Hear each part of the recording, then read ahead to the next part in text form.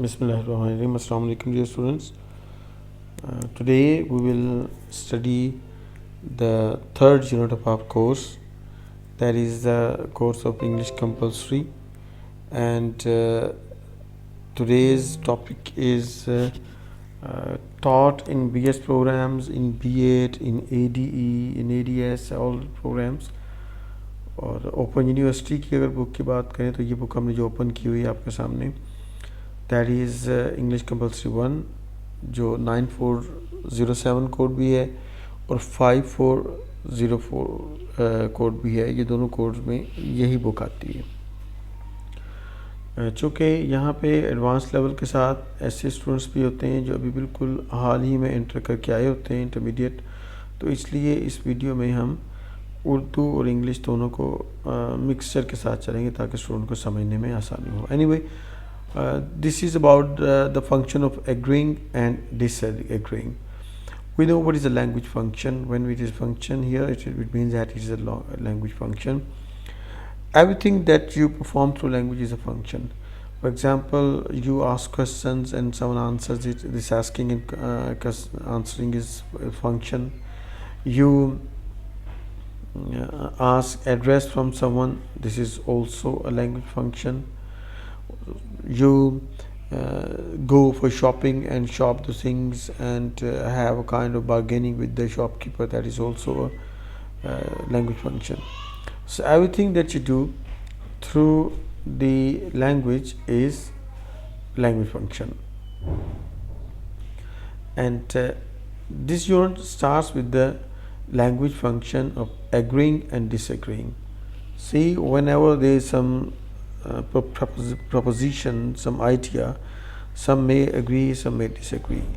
If you have some kind of opinion, some may agree, some may disagree. There are certain ways of being agreed and getting agreed and disagree. What is the text here? Whenever we have a conversation or discussion, we spend a lot of time agreeing or disagreeing with the idea, opinions or arguments of the person or people we are talking to. And what is this section going to teach you? That we will learn some of the ways of agreeing or disagreeing in English. हम English में अगर किसी से अपना जो इत्तेफाक राय या इख्तिलाफ राय बयान करते हैं तो वो किस तरह से करते हैं। यहाँ पे एक सिचुएशन है जहाँ पे दो फ्रेंड्स हैं, काशिफ एंड बासिम, उनकी डिस्कशन है और डिस्कशन में वो मुख्तलिफ अंदाज में आपस में एक दूसरे से गुफ्तगू कर रहे हैं और उसमें एग्री डिसएग्री कर रहे हैं। आपने इसको पढ़ना है और मैं यहाँ पे इसको नहीं पढ़ूँगा क्योंकि आप खुद पढ़ सकते हैं। और यहाँ पे नीचे उसकी समरी है कि you must have notice as how Kashif and Basim agree with each other in the dialogue. There are many ways of expressing agreement in English, such as I agree with you.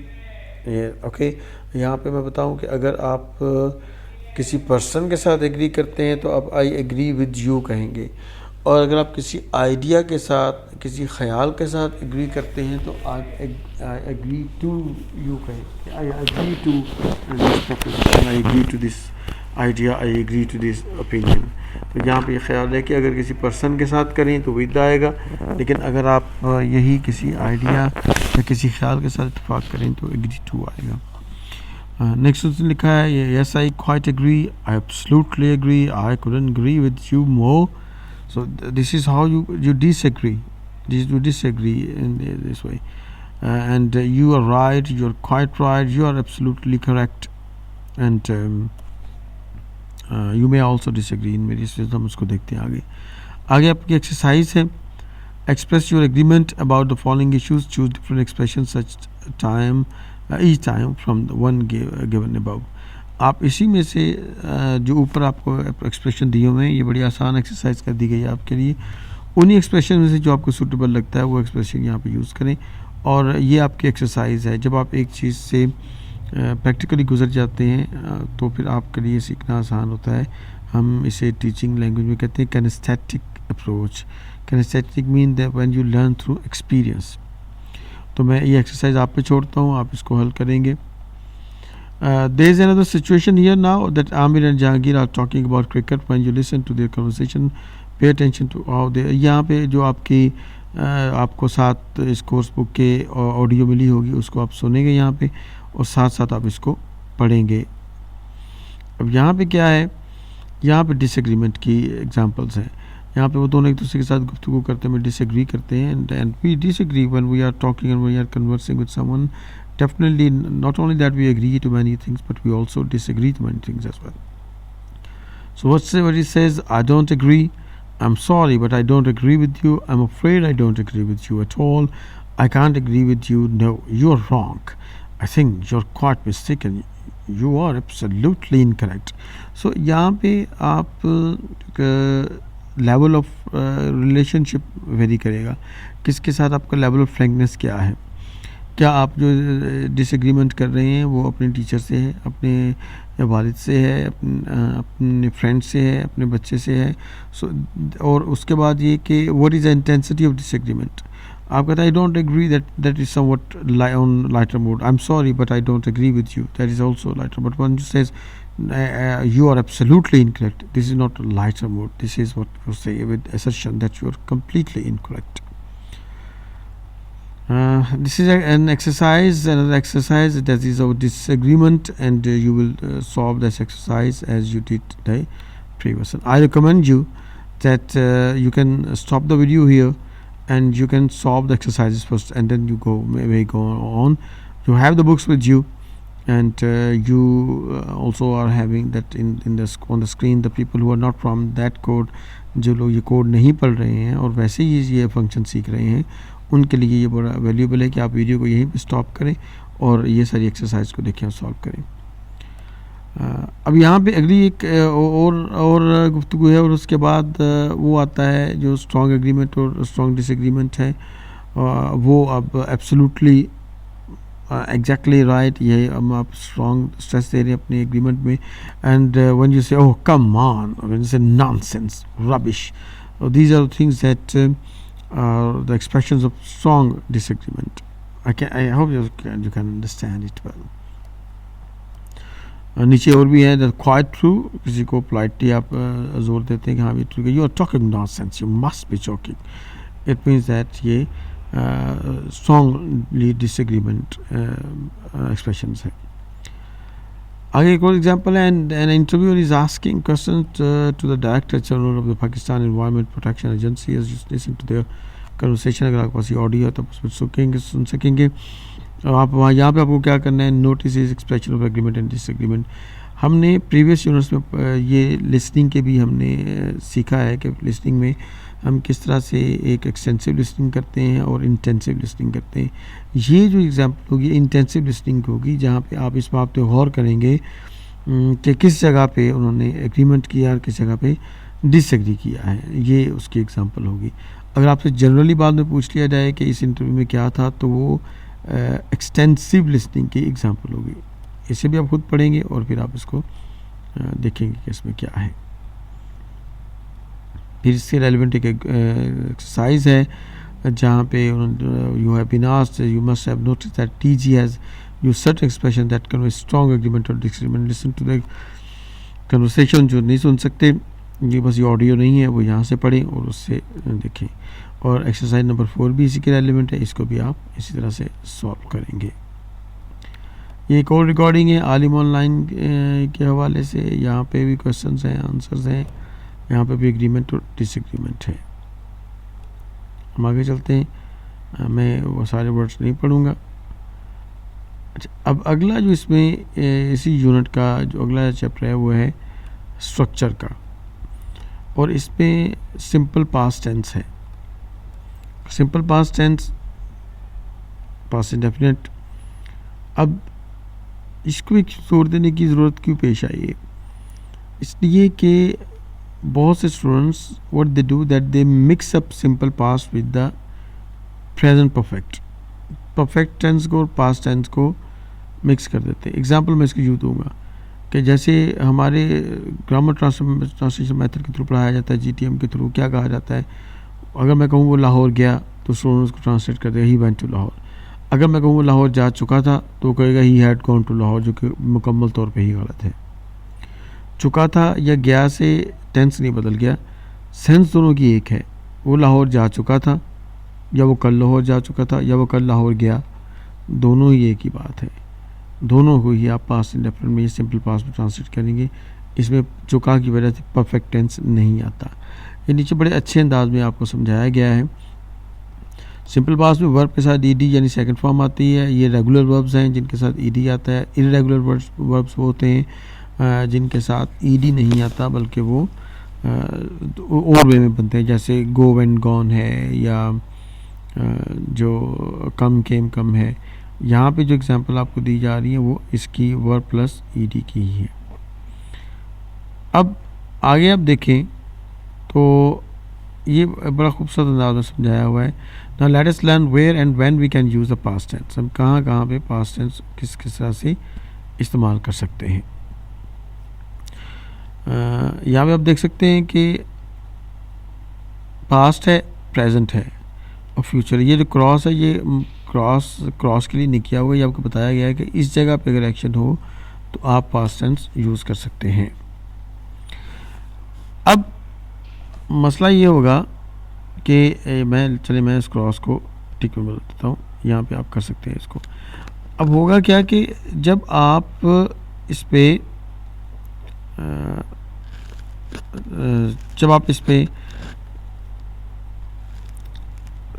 ऐसा action बयान करते हैं जो present से पीछे है, यानी present से डिस्कनेक्टेड है। इस बात का ख्याल रखिएगा, प्रेजेंट से डिस्कनेक्टेड है। Completed action in the past, present से डिस्कनेक्टेड है तो उसके लिए आप पास्ट यूज़ करते हैं। मैं आपको बताऊंगा कि मैं इस पे जोर क्यों दे रहा हूँ, प्रेजेंट से डिस्कनेक्टेड है वाली बात पे आगे चल के। आगे आपको बताया गया है use the simple past to express the idea that an action started and finished at a specific time in the past. माजी में शुरू हुआ है और माजी में ख़त्म हो गया है, प्रेजेंट में वो आ ही नहीं रहा। I saw a movie yesterday, last year I travel to Japan, we watched her car. तीनों एक्शन है, तीनों ही पास्ट में स्टार्ट हुए, पास्ट में ख़त्म हो गए। आगे चलते हैं। We use a simple past list a series of completed action in the past. हम जब एक एक्शन से ज़्यादा भी हों और वो सारे के सारे पास्ट में ख़त्म हो चुके हैं और एक सीरीज़ में ख़त्म हुए हों, यानी ऐसा नहीं है कि एक ख़त्म हुआ एक नहीं ख़त्म हो, सारे ख़त्म हो चुके हैं, सीरीज़ में ख़त्म हुए, तो हम उसके लिए सिंपली तमाम के लिए सेकंड फॉर्म लगाते जाते होते हैं। जैसे आप ये एग्जांपल दीजिए, first I finish work, then walk to the market and finally reached home. I arrived from the airport at 8, secondly checked into the hotel and at 9 and met the other colleagues at 10. So these are the examples of past tense. See, all the actions were actually started and completed in the past. None of the actions come in the present. इसकी example, इसकी एक drill आप ये कर सकते हैं कि आप अपनी एक टाइमलाइन बनाएं, फेसबुक वाली टाइमलाइन नहीं, जैसे आप अपनी डे की टाइमलाइन। फॉर एग्जांपल आप कहते हैं कि today I got up at 5 in the morning, I said my prayer after ablution, then I took bath or took breakfast, and I went to my college or went to my university, went to my office, and then I came back at 3 o'clock or 4 in the evening, and then I took my meal there, maybe supper, maybe dinner. सो ये वो काम है जो आपने सारे कर लिए हुए हैं। ये वो काम नहीं है, जो इनमें से कोई काम ऐसा नहीं है जो प्रेजेंट में आ रहा है। तो पास्ट इंडेफिनिट के लिए, ये सिंपल पास्ट के लिए ख़ास ख्याल ये है कि उसका प्रेजेंट के साथ कनेक्शन नहीं है और वो काम शुरू हुआ और ख़त्म हो चुका। अब फिर एक और बात आई, ये ड्यूरेशन के लिए है। Simple past can be use with the duration which starts and stops in the past. फिर वही बात है, अगर ड्यूरेशन है, टाइम स्पैन है, जैसे आप यहाँ पे देख रहे हैं कि ये यहाँ से काम शुरू हुआ है और यहाँ पे आके ख़त्म हुआ है। टाइम स्पैन है, लेकिन टाइम स्पैन होने के बावजूद ये माजी में ही काम शुरू हुआ है और माजी में ही ख़त्म हो चुका हुआ है।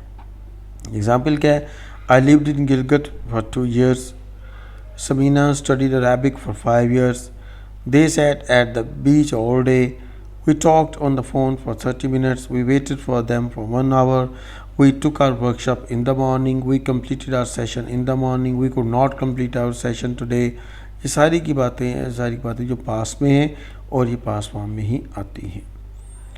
फिर एक और यूसेज है उसका, वो है नंबर 4 यूसेज पे क्या है, habit in the past. The simple past can also be use to describe a habit which stopped in the past. माजी भी थी और माजी में ख़त्म हो गई. एग्जाम्पल के और उसके साथ आपने जो यूज़ किए हैं वो ये एडवर्ब ऑफ टाइम यूज़ किए हैं, like always, often, usually, never. ये एडवर्ब ऑफ फ्रीक्वेंसी भी हैं, एडवर्ब ऑफ टाइम भी हैं. I studied French when I was a child. वो तब की बात तभी ख़त्म हुई थी. I usually played the violin. He often performed as a theatre artist after work. They never went to school, they always skipped, वगैरह वगैरह.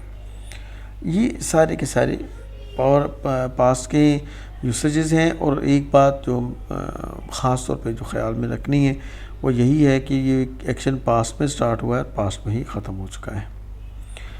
आगे स्ट्रक्चर की बात, forming the simple past tense. When most verbs, the simple past with most verbs, the simple past is created simply by adding ed. याद रखिएगा second form के साथ कोई हेल्पिंग वर्ब नहीं लगता. ये हेल्पिंग वर्ब के साथ क्यों लगते हैं, एक अलग गुफ्तगू हो जाएगी. ज़ाहिर उसके काम में वर्ब में हेल्प करते हैं. यहाँ पे किसी को उसको वर्ब को कोई हेल्प की ज़रूरत नहीं है सेकंड फॉर्म में, क्योंकि वर्ब का काम ये होता है टाइम और एक्शन बताना. तो अगर आप सेकंड फॉर्म यूज़ करते हैं तो एक्शन भी बताता है, टाइम भी बताता है, लिहाजा उसे किसी भी हेल्पिंग वर्ब की ज़रूरत नहीं है. तो यहाँ पे these are called regular verbs. जैसे मैंने आपको बताया, how with some words you need to add ES और change the ending a little here. The rules for example verb ending in how, और ये नीचे आपने ये पूरा टेबल की फॉर्म में दिया हुआ है. वो वर्ड जो ई से एंड होते हैं उनके साथ आप डी ऐड करते हैं, लाइक लिव एंड लिव्ड. वो कॉन्सोनेंट्स जो वाई के साथ एंड होते हैं वो उनको आप ई डी, जैसे ट्राई है, ये लेटर कॉन्सोनेंट है लेकिन साउंड ज़हन में रखिएगा ये वाउल का है. तो ट्राई क्योंकि वाउल का साउंड है तो ये वाउल के साउंड में कन्वर्ट होगा. ये वाई जब भी एंड पे आता है तो कभी भी वो कॉन्सोनेंट साउंड नहीं देता. वाई जब भी एंड पे आता है तो वो वाउल साउंड ही देता है. तो यहाँ पे जब वाई आया तो ट्राई को भी ट्राई आई ई डी में चेंज कर दिया गया. Okay, one vowel plus one consonant but not W. W को नहीं निकालने करेंगे क्योंकि डब्ल्यू अगेन यही बात, डब्ल्यू भी एक सेमी वाउल है, वाई भी सेमी वाउल है, डब्ल्यू भी सेमी वाउल है. इनके साथ ट्रीटमेंट डिफरेंट करेंगे. उसमें आप डबल कॉन्सोनेंट करते हैं. जैसे कमिट है, ये असल में जो तरतीब होती है ये होती है C V C, consonant vowel consonant. जैसे आखिर में इसमें देखें एम आई टी लिखा है. एम आई टी जब होगा तो आप उसमें ई डी जब ऐड करेंगे तो टी को डबल कर देंगे. इसी तरह से स्टॉप है, स्टॉप में जब आप ई डी ऐड करना चाहेंगे तो क्योंकि T stop T O P आखिर पे आता है, कॉन्सोनेंट वाउल कॉन्सोनेंट, तो इसमें भी आप पी को डबल कर देंगे, स्टॉप्ड आएगा. तो ये इसके लिए रूल है कि जब अगर आखिर में अगर तरतीब सी बी सी यानी कॉन्सोनेंट वाउल कॉन्सोनेंट हो तो आप आखिरी वाले कॉन्सोनेंट को डबल करके फिर उसके साथ ई डी लगाते हैं. इसके अलावा कुछ भी है तो उसके साथ ई डी आपने ऐड करना है. बॉयल्ड है, फील्ड है, हैंडिड है, वगैरह वगैरह. पढ़ने में ज़रूर फ़र्क होगा. जैसे बॉयल्ड का पढ़ना और है, फील्ड को और पढ़ना, हैंडिड, ये तीनों में ई डी का साउंड डिफरेंट है. नीचे ये स्टेटमेंट है, although many verbs in English form their past tense with ED, some do not, these are called irregular verbs. जैसे मैंने आपको बताया है, the three most important irregular verbs are be, have and do. ये अब जो है इसको हमने समझना है कि बी, हैव एंड डू क्या है. ये असल में ऑक्सिलरीज हैं, ये हेल्पिंग वर्ब्स हैं. हेल्पिंग वर्ब्स पे आपके साथ अलग से गुफ्तगू हो जाएगी डिटेल में. आई वांट कि मैं आपके साथ करूँ. हेल्पिंग वर्ब इंग्लिश में सिर्फ बी तीन ही हैं, be, have and do. Is, am, are, was, were वगैरह ये हेल्पिंग वर्ब खुद से नहीं है, ये इसी के फॉर्म है. जैसे डू की फॉर्म है डू, डज, डिड. हैव की फॉर्म है हैव, हैज़, हैड. इसी तरह से बी की फॉर्म्स हैं प्रेजेंट के लिए इज़, एम, आर, पास्ट के लिए वॉज, वर, और फिर पार्टिसिपल इसके बनते बीन और बीइंग, आपको पता ही है. वर्ब बी ये आप जैसे देखते हैं यहाँ पे क्या है, आई के साथ है तो वही बी की फॉर्म वॉज है. यू के साथ है तो वर आ जाएगा. ही, शी, इट के साथ है वॉज आ जाएगा, प्रेजेंट के लिए इज़ आ जाएगा. वी के साथ पास्ट के लिए वर आ जाएगा, प्रेजेंट के लिए आर आ जाएगा. दे के साथ पास्ट के लिए वर है, प्रेजेंट के लिए आर है. इसी तरह से हैव और डू का यूसेज है. और मैं आपको बताऊँ कि जितनी भी बुक्स मार्केट में आपकी हेल्पिंग बुक्स अवेलेबल हैं किसी में भी ये इतना अच्छा एक्सप्लेन नहीं किया गया जिस तरह से इस बुक में एक्सप्लेन किया गया है जो अल्लामा इकबाल ओपन यूनिवर्सिटी की बुक है. इसलिए मैं हमेशा ये रिकमेंड करता हूँ कि किसी भी चीज़ को सीखने के लिए जो बेस्ट किताबें हैं वो अल्लामा इकबाल ओपन यूनिवर्सिटी की ही किताबें हैं. अब आगे एक और लिस्ट है, ये यहाँ पे आप देख सकते हैं कि वो हैव, हैज़ की भी है, और डू की भी है। मैंने बताया कि हैव की जो प्रेजेंट फॉर्म है हैज़ हैव है, पास्ट फॉर्म है। डू की प्रेजेंट फॉर्म डू डज है, पास्ट फॉर्म डिड है। अदर इरेगुलर वर्ब जो चेंज होते नहीं है, like cut, like hit, like fit, verbs which change their vowels, जहाँ पे सिर्फ वाउल चेंज होता है। Get, got, sit, sat, come, came, come, drink, drank, drunk. Verbs which change completely, catch, caught, bring, brought, teach, taught. ऐसे भी आपको बहुत सारे मिल जाते हैं। फिर यहाँ पे एक्सरसाइज है, it is an easy exercise that will help you choose the correct simple past tense verb from वो आप गिवन। अब ये एक्सरसाइज आप ज़रूर करें। याद रखिएगा, आप कितनी भी अच्छी किताब पढ़ रहे हैं, कितना भी उम्दा लेक्चर सुन रहे हैं, अगर आप ये एक्सरसाइज सॉल्व नहीं करते हैं तो आप कुछ भी नहीं सीख रहे। मिसाल के तौर पे सबसे ज़्यादा पॉपुलर बुक ग्रामर की रैनल मार्टिन की हाई स्कूल ग्रामर है, और बहुत से लोग हमारे पास हैं तो कहते हैं सर हमने पूरी किताब पढ़ ली, हमें समझ कुछ नहीं है। समझ इसलिए नहीं आता कि आप पढ़ते जाते हैं, आगे जाते जाते हैं, उसकी एक्सरसाइज नहीं करते। जब तक आप उसकी एक्सरसाइज नहीं करेंगे तब तक आप नहीं सीखेंगे। इसी तरह से एक्सरसाइज नंबर 7 है, इसको भी आप पढ़ते जाएंगे। इस तरह से बॉटम में आते जाएं। ये एक डायलॉग है, डायलॉग के आगे फिर से आपको कुछ चीज़ें करने के लिए मिलेंगी। ये रिकॉर्डिंग टेक्स्ट है, जिनके पास रिकॉर्डिंग है ठीक है, वो इसको वरना अदरवाइज इसको पढ़ें। अब जो इसका अगला सेक्शन है वो रीडिंग क्या है। रीडिंग में क्या है, जैसे यहाँ पे predicting the content of a book. अब आपने कोई किताब उठाई है, आप लाइब्रेरी जाते हैं, आप किताब ढूंढना चाहते हैं, तो आप उसमें से आप ऐसे तो नहीं किताब उठा लेंगे। जैसे आपके बात यहाँ पे आप पढ़ रहे हैं इंग्लिश कंपलसरी 1 और वहाँ पे किताब हो हिस्ट्री ऑफ इंग्लिश लिटरेचर, तो आपको समझ आ जाना चाहिए कि भाई ये किताब मेरे रेलिवेंट नहीं है। आप वहाँ पे किताब पढ़ रहे हैं जी कि हिस्ट्री ऑफ द नॉवल, किताब वहाँ पढ़ी हुई है the best poet of England, तो बेस्ट पोइट्स ऑफ इंग्लैंड, तो वहाँ पे वो पोइट्री की किताब तो नहीं है, सॉरी वो आपकी रेलिवेंट बुक तो नहीं है। तो आप पहले तो सबसे पहले देखते हैं टाइटल को। किताब को चूज़ करने के लिए टाइटल को देखते हैं कि क्या टाइटल ये बताता है किताब आपसे रेलिवेंट है। अब टाइटल खोलने के बाद उसके बाद फिर जो अगली चीज़ होती है वो पब्लिशर्स डिस्क्रिप्शन होती है अबाउट द बुक। समटाइम ये बुक जो बैक टाइटल पे भी डिस्क्रिप्शन लिखी होती है, उसको वो भी आपके लिए बहुत फ़ायदामंद होती है। और उसके बाद जो उसके अंदर चंद लाइंस पब्लिशर ने लिखी होती है डिस्क्रिप्शन की, वो आपके लिए बहुत फ़ायदामंद होती है पूरी किताब पढ़ने के बजाय। और पूरी किताब के चैप्टर शिफ्ट करने के बजाय आप अगर वो पब्लिशर की डिस्क्रिप्शन पढ़ लें तो उससे आपको काफ़ी आसानी हो जाती है।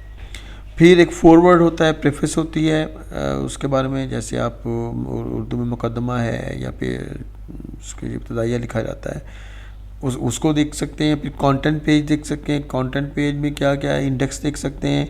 आप सारी की स्कैनिंग करते हैं, स्कैनिंग करते हैं और उसे गुजर जाते हैं और उसमें रिव्यू करते हैं कि इनमें से कौन सी चीज़ें ऐसी हैं जो आपके रेलिवेंट हैं और आपके रेलिवेंट नहीं, और क्या ये आपके रेलिवेंट हैं या नहीं। आप कभी कोई किताब उठाते हैं तो ज़रूरी नहीं होता कि हमेशा पूरी किताब पढ़ें, पूरी किताब पढ़ी भी नहीं जाती होती है हमेशा। आप जैसे अभी हमने टॉपिक डिस्कस करें पास्ट सिंपल पास्ट, आप एक असाइनमेंट बनाना चाहते हैं तो आप ग्रामर की किताब उठाएंगे, एक रेफरेंस बुक आपको मिल जाती है 500 पेजेस की, तो सारे पेजेस तो नहीं पढ़ेंगे आप इसी कंटेंट में जाएंगे, कॉन्टेक्स्ट उसमें इंडेक्स में जाएंगे, सिंपल पास्ट को सर्च आउट करेंगे और उसमें आप जाएंगे कि वो देखेंगे कि वो कहाँ पे है। ये फ्रंट कवर है, ये बताता है कि ये क्या है। द बुक इज़ अबाउट, देखिए इंडस जर्नी, हम देखते हैं कि travelling to Pakistan on foot, title ये बता रहा है कि वो ऑन फुट है। The book is about Imran Khan lifestyle, उसके वो आपको नज़र आता है। The book is about mountain, the book is about tourist site in Pakistan. अब ये सारी चीज़ें आपके सामने आती हैं, इनमें ये वो गैसिंग है जो आप इसको देख के कर सकते हैं।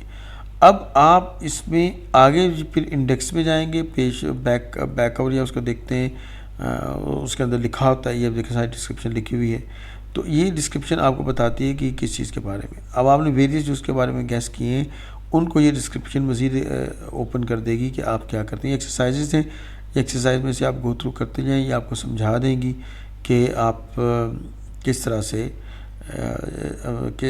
से उस बुक को चूज़ कर सकते हैं और समझ सकते हैं कि आपकी किताब है या नहीं। इस तरह से कुछ पैराग्राफ हैं, कुछ एक्सरसाइजेस हैं, इनको आप करते जाएं। आई होप कि ये आपके लिए बड़ा फ्रूटफुल होगा। लेटर ऑफ अपॉलॉजी, लेटर जो है वो मैंने आपको एक अलग से वीडियो लेटर के लिए सेंड की हुई है और आप मेरे चैनल पे मौजूद है। लेटर राइटिंग के लिए आप एक फॉर्मल लेटर लिखते हैं, जिस तरह से आप अपॉलॉजी के लिए लिखते हैं। ये बड़ी इंपॉर्टेंट बात है कि जब आप अपॉलॉजी करें तो फ़ौरन करें, ज़ख़म गहरे होने से पहले उनको मुंतमल करने की कोशिश करें। और फिर जो डैमेज आपने कॉज किया है उसको आप करने, और ब्रीफ लिखें, लंबा चौड़ा ना लिखें, मुख्तसर लिखें। भी मुझसे ये गलती हुई है, मैं उसके लिए माजरत चाहता हूँ, दैट्स फाइन। आप यकीन करें कि अगर आप अपनी गलती को तस्लीम कर लें और उसके लिए माजरत ना भी कहें तो फिर भी सुनने वाला होता है। और सिंसियरिटी बहुत ज़रूरी है, दिल से कहना जो भी कहना है, और ये नहीं कि उसको किसी दबाव तले या किसी मजबूरी में कहना है। टोन आपकी अपोलोजेटिक होनी चाहिए, ये नहीं चाहिए ओके ठीक है जी सॉरी फॉर दैट, ये टोन नहीं होनी चाहिए। उसको एक्नॉलेज करना चाहिए और अच्छी टोन के साथ उसको करनी चाहिए। फिर why an apology letter is so important, ये आप खुद पढ़ेंगे, ये सारी चीज़ें आप खुद पढ़ेंगे क्योंकि ये टेक्निकल चीज़ें नहीं हैं, और मेरी कोशिश होगी कि मैं सिर्फ आपको टेक्निकल चीज़ें दिखाऊँ। यहाँ पे एक है अपॉलॉजी का, इसे हम कहते हैं स्पीच एक्ट। ऐसे जो हम एक एक्ट बोलने के थ्रू, वर्ड के थ्रू जो एक्ट परफॉर्म करते हैं वो स्पीच एक्ट। जैसे मैं कहता हूँ आई एम सॉरी, तो मैं ये सिर्फ बोल नहीं रहा बल्कि मैं एक पूरा एक्ट परफॉर्म कर रहा हूँ सॉरी करने का। I really am sorry, I regret for that, I am terribly disturb because I did wrong. अब ये सारे के सारे जो हैं ये स्पीच एक्ट्स हैं, जो आप जिनके बोलने के थ्रू आप एक एक्शन परफॉर्म कर रहे हैं। इस तरह के कई स्पीच एक्ट्स होते हैं, वो हम कभी जैसे जैसे हमारे सामने आएगा हम उस पर कर सकें। जैसे रिक्वेस्ट का स्पीच एक्ट है, अपॉलॉजी का स्पीच एक्ट है, एंड सो ऑन। नीचे एक डियर राबिया के नाम एक बड़ी अच्छी ये लिखी हुई है, एक अपॉलॉजी लेटर लिखा हुआ है, इसको आप पढ़ें। अगेन यही कि हमारी ये ऑलरेडी वीडियो काफ़ी लंबी हो चुकी, मैं इन चीज़ों को डिटेल में नहीं पढ़ूँगा। ये मिसिंग एन अपॉइंटमेंट, जैसे जी मैं अब आपको लेटर लिखूँगा, मेरा सेशन मिस हो गया, तो मुझे उम्मीद है कि आप मुझे पहले ही कह देंगे सर आप ना लिखें कोई बात नहीं, लेकिन अखलाकी तौर पे मेरा ये है कि मुझे आपसे कहना चाहिए। ये बाज़ दफ़ा तो आपको ये शौक़ से ख़ुद से लिख देते हैं, और सम टाइम जी आपको शो कॉज भी दिया जाता है, आपको एक्सप्लेनेशन भी देना पड़ती है इन चीज़ों के लिए। तो it's about listening, the next one is about listening the news. अब हमने लिसनिंग के बारे में पहले ये बात डिस्कस की हुई है कि लिसनिंग की दो टाइप्स होती हैं, एक एक्सटेंसिव लिसनिंग है, इंटेंसिव लिसनिंग है। एक्सटेंसिव लिसनिंग वो है जब आप एक चीज़ को सुन के ओवरऑल एक व्यू अपना देते हैं, और इंटेंसिव लिसनिंग ये है कि जब आप गौर से सुनते हैं कि भाई इसके अंदर क्या है, या कोई पर्टिकुलर इन्फॉर्मेशन लेने की कोशिश कर रहे हैं। जैसे पिछले दिनों जनाब हमारे टीचर्स की सैलरीज में सुना है कि इनकी इंक्रीमेंट लग रही, तो हम जितने भी टीचर साहिबान थे वो बड़े गौर से खबरें सुन रहे थे, अभी देखें भी कितने % बढ़ी है। तो सीधी सी बात है ना, सच्ची बात है। तो ये चीज़ें जब हम बीच में ख़बरों में से ढूंढने की कोशिश करेंगे तो इंटेंसिव लिसनिंग हुई। यहाँ पे मुझे नहीं पता एक्सटेंसिव इंटेंसिव नहीं लिखा हुआ, लेकिन आपको पता होना चाहिए। और ये आपकी ड्रिल्स हैं, और मैंने आपको ये बताया था कि आयट्स के लिए भी आपको इसी तरह से होता है। आपके हेडफोन लगा दिए जाते हैं कानों को, और आपको कोई टेक्स्ट सुनाई जाती है, आप उसको सुनते हैं, उसमें आपको समटाइम्स कोई पर्टिकुलर इन्फॉर्मेशन पिक करना पड़ती है। जैसे तो आपके सामने लिखा हुआ है ना, लेकिन आयट्स या टोफल में लिखा हुआ नहीं आएगा, आपको वो सुनवाएंगे, और आप उसको सुनने के दौरान उन इन्फॉर्मेशन को पिक करेंगे जो आपसे पूछी गई। जैसे मैं कहूँ कि इसमें किन शहरों की बात की गई है, तो इसमें जी कोयटा की बात है, इसमें मुल्तान की, हैदराबाद की है, और गिलगित की है। मौसम बताएं जी कैसा है, मौसम ड्राई है। तो फॉग भी थी, पेशावर में फॉग थी, कि फॉग कहाँ थी, Peshawar will have fog, Peshawar में फॉग होगा। ये कितने आवर्स का फोरकास्ट है, ये 24 आवर्स का फोरकास्ट है। ये सब चीज़ें आप सुनते हैं, अगर पढ़ के करेंगे तो ये स्कैनिंग होगी, अगर सुन के करेंगे तो ये इंटेंसिव लिसनिंग होगी। आयट्स में आपको ऐसी, या टॉफल में ऐसे किया जाता है, आपको सुनवा दिया जाता है, आपको पर्टिकुलर इन्फॉर्मेशन पिक करनी होती है, या फिर ब्लैंक्स फिल करनी होती हैं, किसी भी तरह से वो आपको दे सकते हैं। जैसे ये देखें, ये उसी की एग्जांपल है। आपके सामने सिटी है, वेदर है, आपने वो सुन लिया जी सारा, आपने सुन लिया है, या आपने यहाँ पढ़ लिया है तो स्कैनिंग है, सुन लिया है तो आपने सुना हुआ है। अब आप बताएंगे इस्लामाबाद में कैसा था, कराची में कैसा था, गिलगित तक आप बताते रहेंगे ये कैसा था। ये वही कुछ है जो आपने सुन लिया है, और ये आपकी लिसनिंग प्रैक्टिस है। This is all about our unit 3, and we have learnt a lot from this unit 3, and I really tell you that I learned also a lot from it. I hope that you can understand it. मैंने पूरी कोशिश की है कि ये कम से कम वक्त में ये सारा हो सके, इसलिए मैं बड़ा स्पीडी बोल रहा हूँ। अगर कहीं से ना समझ आए तो आप उसको रोक के फिर से सुन सकते हैं। आई होप कि आपका जो कहीं को सेशन अगर मिस हुए हैं तो उसकी कंपनसेशन इसके थ्रू हो जाएगी। इसी तरह से हम 1 by 1 तमाम यूनिट्स की जो रिकॉर्डिंग में आपको इंशाल्लाह सेंड करूँगा। God bless you, thank you very much, Allah हाफिज़।